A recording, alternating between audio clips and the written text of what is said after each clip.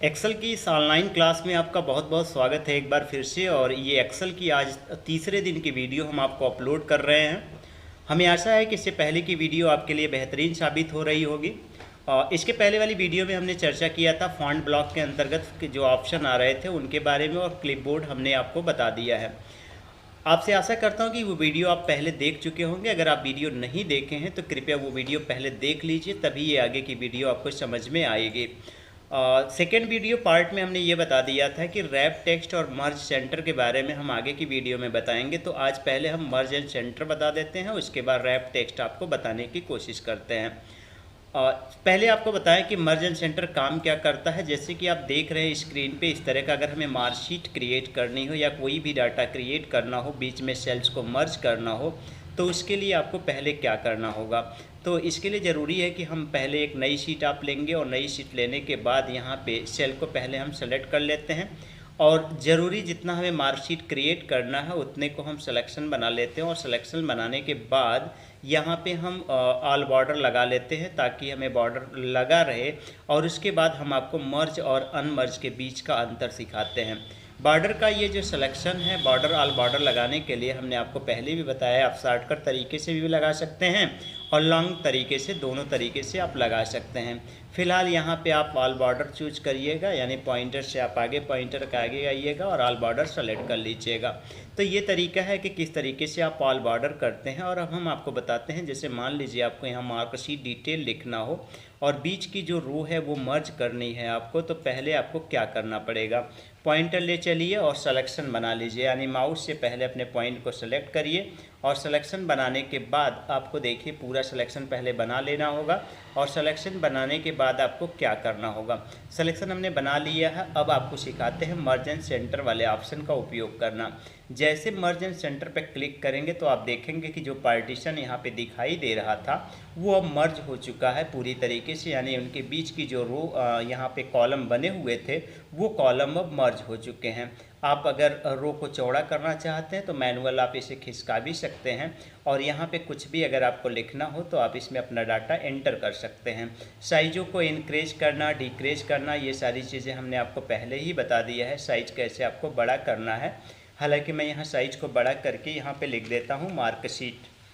अब यहाँ पे जैसे ही हम मार्कशीट टाइप कर लेते हैं, अब अगर आप चाहते हो कि नीचे के जो डाटा है उसमें आपको हेडिंग्स लिखनी है, और हेडिंग लिखने के बाद आगे की प्रक्रिया आपको शुरू करनी है, तो चलिए हम यहाँ पे 1 बाय 1 हेडिंग दे देते हैं। पहले सीरियल नंबर के लिए सीरियल में एसआर अगर आपको ऊपर चाहिए और उसी सेल में नीचे आपको नंबर लिखना हो तो हमने आपको बताया था कि अल्ट के साथ एंटर की प्रेस करिएगा और नंबर लिख लीजिएगा। टैब दबाते हैं तो आप अगले सेल में जाते हैं, और यहाँ पे हमने दिया नेम, और नेम के बाद अगर आपको चाहिए तो यहाँ पे हिंदी, उसके बाद सब्जेक्ट क्या नाम दे दीजिए, यहाँ पे इंग्लिश, उसके बाद मैथ देते हैं, और यहाँ पे साइंस देते हैं। अब एक सबसे बड़ी समस्या क्या आने वाली है, पहले तो हम यहाँ टाइप कर लेते हैं साइंस, और यहाँ पे हिंदी, इंग्लिश, मैथ, साइंस के बाद सोशल साइंस मैं शार्ट में टाइप कर देता हूँ। अब देखिए यहाँ पे जब हमने सिलेक्शन बनाया था तो सिलेक्शन बनाते समय हमें लगा था कि सिर्फ जी ही तक कॉलम बनेगा, पर कॉलम ये अब आगे बढ़ रहा है। तो चलिए पहले हम लिख लेते हैं और उसके बाद बताते हैं उसकी हेडिंग किस तरीके से हमें सहेजनी है। जैसे मान लीजिए हमें टोटल तक लिखना है, टोटल के बाद हमें परसेंटेज भी निकालना है। तो ऐसे में आप देखेंगे टेबल को तो हम ऑल बॉर्डर कर लेंगे, पर ऑल बॉर्डर करने से इसकी जो मूल हेडिंग है वो तो इस सिलेक्शन में नहीं आ पा रही है। और यहाँ पे हम अगर सिलेक्शन की बात करें तो सिलेक्शन तो कर देते हैं, और सिलेक्शन करने के बाद आपको बताया है कि इसे ऑल बॉर्डर पे जाके क्लिक करेंगे ताकि ये भी चीज़ें उसी बॉर्डर में सम्मिलित हो जाए। तो यहाँ पे हमने ऑल बॉर्डर करा दिया।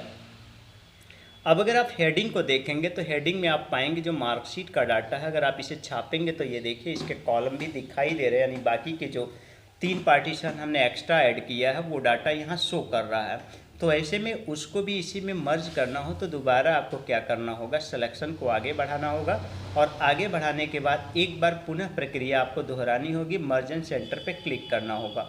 वो अब तो क्या हुआ कि ये जो मर्ज थे ये दोबारा अनमर्ज हो गए। ये ठीक उसी प्रकार होता है जैसे आप कंट्रोल बी प्रेस करते हैं तो बोल्ड का ऑप्शन चालू होता है, अगेन जब को कंट्रोल बी आप प्रेस करते हैं तो बोल्ड का ऑप्शन हट जाता है। ऐसे ही जब आप मर्ज एंड सेंटर पे क्लिक करते हैं तो वो प्रक्रिया तो मर्ज एंड सेंटर होती है, पर दोबारा जब आप मर्ज एंड सेंटर पे क्लिक करेंगे तो वो अनमर्ज हो जाएगा। तो एक बार पुनः आपको सिलेक्शन बना के रखना और एक बार फिर से आप मर्ज एंड सेंटर पे क्लिक करेंगे तो ये फाइलें देखिए दोबारा मर्ज हो चुकी। तो ये तरीका है, आपको मर्ज एंड सेंटर के बाद मतलब दोबारा आपको मर्ज करना हो तो क्या करेंगे। चलिए एक सवाल और आपको बता दें, अगर मान लीजिए यहाँ पे हमें टोटल के बाद का जो डाटा है या टोटल हमें नहीं रखना है, हमें सिर्फ ड्राइंग तक रखना है, तो आप इसे सेलेक्ट करके या तो डिलीट कर लीजिए या तो क्लियर ऑल कर लीजिए। ये डाटा आपको हटाना ही हटाना है, पर हेडिंग्स वाला जो डाटा आपको मिलेगा वो आप देखेंगे वैसे बना हुआ है। चलिए इस बार हम क्लियर ऑल ऑप्शन यूज करते हैं और अगर आप इस हेडिंग्स को आप देखेंगे तो आप पाएंगे कि ये वाला डाटा कुछ एक्स्ट्रा सिलेक्शन में आ गया है। अगर मान लो गलती से कुछ ज़्यादा सेलेक्ट किए हैं तो उस मर्ज को हम दोबारा हटाएंगे कैसे। जैसा कि हमने अभी अभी आपको बताया है कि मर्ज एंड सेंटर एक बार यूज करने के बाद दोबारा जब आप यूज करते हैं तो फाइलें फिर से अनमर्ज होती हैं। अब इस बार जब अनमर्ज हो जाए तो जो आपका एडवांस या एक्स्ट्रा भाग है उसे छोड़ के जितना आपको मर्ज रखना, एक बार अगेन डाटा को सेलेक्ट करना होगा और डाटा को सिलेक्शन करने के बाद मर्ज एंड सेंटर वाले स्थान पे जाना होगा। यहाँ पे मैंने सेलेक्ट कर लिया है और मर्ज एंड सेंटर वाले ऑप्शन पे चूज करेंगे और जैसे ही चूज करेंगे तो आप देखिए इसका परिणाम आपके सामने दिख जाएगा। ये जो डाटा अनमर्ज था, मतलब यहाँ पे अभी अभी जो हमने अनमर्ज किया है वो डाटा इस बार मर्ज हो जाता है। तो इस तरीके से हम डाटा को मर्ज और अनमर्ज दोनों एक ही साथ कर सकते हैं। ये बहुत ही आसान तरीका है, इसे आप यूज करेंगे तो आपको पता चलेगा, लेकिन पहली बार अगर आप यूज करेंगे तो आपके लिए परेशानी का सामना करना पड़ सकता है। नीचे वाले सेल को हम सेलेक्ट कर लेते हैं और सिलेक्शन के बाद अगले पड़ाव पे चलते हैं जिसके बारे में आपको सिखाते हैं आखिर वो ऑप्शन क्या काम करते हैं। फिर से चलते हैं मर्ज एंड सेंटर के बगल में, यहाँ क्लिक करेंगे तो देखिए एक ऑप्शन है मर्ज ए क्रॉस। अगर आप ये ऑप्शन यूज करते हैं मर्ज ए क्रॉस का तो ये देखिए जो लाइनें आपको मतलब कॉलम की तरह बन रही थी वो लाइनें अब ख़त्म हो चुकी हैं। तो इससे आपने सीखा कि मर्ज ए क्रॉस वाले ऑप्शन से आप डाटा को तो मर्ज कर रहे हैं पर ये रो मर्ज नहीं होती बल्कि सिर्फ और सिर्फ कॉलम मर्ज होते हैं। दूसरा ऑप्शन आपको बता दें, इसमें जो ऑप्शन खुल के आ रहा है इसमें टोटल 4 ऑप्शन है। पहले तो आपने सीखा मर्ज एंड सेंटर।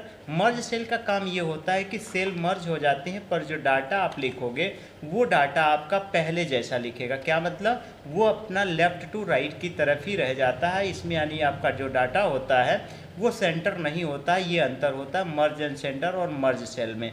अब सबसे लास्ट वाला ऑप्शन आपको दिखा देते हैं वो क्या काम करता है। वो काम सेम वही करता है, जब दोबारा आप मर्ज एंड सेंटर पर क्लिक नहीं करना चाहते तो आप अनमर्ज सेल पे क्लिक कर लीजिए, सेम वही काम करता है जो काम आपका मर्ज एंड सेंटर करता था। चलिए अब लास्ट यहाँ पे आपको बता देते हैं रैप टेक्स्ट क्या काम करते हैं, किस तरीके से जाने जाते हैं। पहले तो इस सेल को हम ऑल बॉर्डर करा लें ताकि आपको स्पष्ट दिखाई देने लगे, और ये बहुत ही बेहतरीन फीचर है, ये जानना आपके लिए बहुत ही ज़रूरी है। क्या काम करते हैं, तो पहले हम एक डाटा इसमें टाइप कर देते हैं और डाटा में टाइप करने के बाद आपको लगेगा कि क्या लिखा गया है।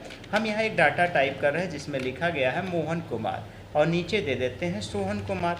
अब अगर हम चाहते हैं कि मोहन कुमार का जो डाटा है वो मोहन के बाद नीचे कुमार आए, क्योंकि ये जो अगली लाइन है मान लीजिए इसमें हम कोई वैल्यू टाइप करते हैं तो वैल्यू टाइप करने के बाद तो ये डाटा छुप जा रहे हैं। तो अगर आप इसको नीचे करना चाहते हैं तो आपने सीखा होगा डबल क्लिक करके अल्ट के साथ एंटर दबाएंगे। पर इससे आसान तरीका आपको बताता हूं कि डाटा को सिलेक्शन करने के बाद मर्ज एंड सेंटर वाले ऑप्शन पे देखिए रैप टेक्स्ट है, जैसे इस पे क्लिक करेंगे ये देखिए डाटा जो एक सेल से बाहर जा रहा होगा वो टूट के अगली सेल में चला जाएगा। ये बहुत ही स्पेशल वर्क है, आप इसकी मदद से आप इस तरह का डाटा बहुत ही जल्द कंप्लीट कर पाएंगे। एक जानकारी आपको दे दें कि अगर सेल बाहर मान लीजिए जा रहा हो या अगर आपको किसी डाटा को बीच से तोड़ना हो और बीच में स्पेस हो, कहने का क्या मतलब है, जैसे हमने कुछ डाटा लिखा और उस डाटा में जैसे यहाँ देखिए मैं लिखता हूँ राम और उसके बाद लिख दिया जी, और हम चाहते हैं राम अलग हो जाए और जी नीचे आ जाए, तो ऐसे में रैप टेक्स्ट काम नहीं करता। ये काम उसी कंडीशन में करता है जिस कंडीशन में इसके सेल से बाहर जाता है, यानी टेक्स्ट जब बाहर जाएगा तभी वो ऑटोमेटिक तोड़ के लाता, अन्यथा वो नहीं लाता है। आगे के हम जो पार्ट है हम नंबर ब्लॉक के बारे में बताएंगे। ये समाप्त हो चुका आपका अलाइनमेंट ब्लॉक। वीडियो अच्छी लगती हो तो लाइक करना ना भूलें और चैनल पर नए हैं तो ज़रूर सब्सक्राइब करें। मिलेंगे अगली वीडियो में, तब तक के लिए जय हिंद जय भारत।